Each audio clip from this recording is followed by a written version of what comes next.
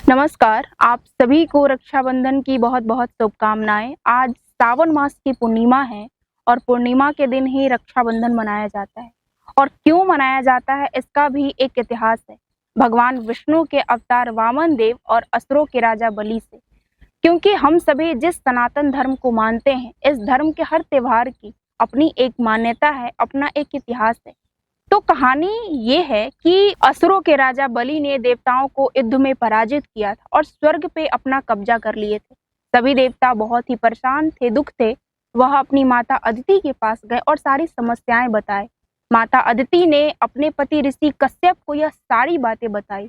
ऋषि कश्यप ने एक व्रत करने के लिए कहा, जिसके शुभ फल से भगवान विष्णु ने वामन देव के रूप में माता अदिति के गर्भ से जन्म लिया। वामन देव ने छोटी सी उम्र में ही दैत्यराज बलि को पराजित किया था। बलि बहुत ही अहंकारी था।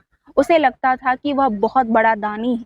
एक बार भगवान विष्णु ने वामन देव के रूप में राजा बलि के पास गए और 3 पग भूमि मांगे। बलि को लगा कि यह तो बहुत ही छोटा सा काम है, मेरा तो पूरी धरती पर अधिकार है, क्यों ना इसे 3 पग भूमि दान दे ही देते हैं।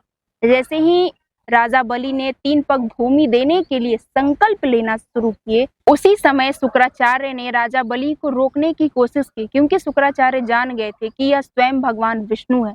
शुक्राचार्य ने बलि को बहुत समझाया कि इसे दान मत देना, ये कोई छोटा सा बच्चा नहीं है, बल्कि स्वयं भगवान विष्णु है। तब राजा बलि ने कहा कि अगर ये भगवान है और मेरे द्वार पर दान मांगने के लिए आए हैं, तो मैं इन्हें कभी मना नहीं कर सकता हूँ। जैसे ही दैत्यराज बलि ने हाथ में जल का कमंडल लिए, वैसे ही शुक्राचार्य ने छोटा सा रूप धारण करके कमंडल की डंडी में जाकर के बैठ गए, ताकि जल बाहर ही ना निकले। वामन देव शुक्राचार्य के सभी इरादे को समझ रहे थे। वामन देव ने तुरंत ही पतली सी लकड़ी ली और कमंडल की डंडी में जाकर के गुड़ेल दिए, और जिसके कारण शुक्राचार्य की दोनों आंखें फूट गई। इसके बाद राजा बलि ने 3 पग भूमि दान देने के लिए संकल्प लिया। राजा बलि के संकल्प लेने के बाद वामन देव ने अपना आकार बड़ा किया और एक पग में पूरी धरती को नाप लिए, और दूसरे पग में पूरे स्वर्ग लोक को, और तीसरा पग रखने के लिए भगवान ने राजा बलि से बोले कि अब मैं तीसरा पग कहाँ रखूं। तब जाकर के बलि का अहंकार टूटा। उसने तीसरा पग अपने सिर पर रखने के लिए कहा। भगवान विष्णु ने बलि की दानवीरता से प्रसन्न होकर उसे पाताल लोक का राजा बना दिए। बलि ने भी भगवान को पाताल लोक में रहने का वचन ले लिया, और भगवान जैसे ही पाताल लोक में रहने गए, माता लक्ष्मी बहुत दुखी और चिंतित हो गईं।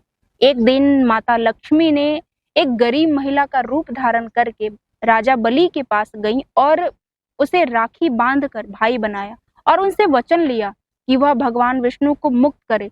जैसे ही राजा बलि ने वचन दिया, वैसे ही माता लक्ष्मी अपने असली रूप में आई और भगवान विष्णु को वहां से लेकर के वो चली आई। अब आप सोचिए कि इस रक्षा सूत्र का कितना महत्व है कि तीनों लोकों के स्वामी भगवान विष्णु को वापस देने के लिए राजा बलि ने एक क्षण की भी देरी नहीं की, और संयोग से वह दिन श्रावण मास की शुक्ल पक्ष की पूर्णिमा का था। और तब से ही अभी तक श्रावण मास की पूर्णिमा के दिन रक्षाबंधन हम सभी मनाते आ रहे हैं।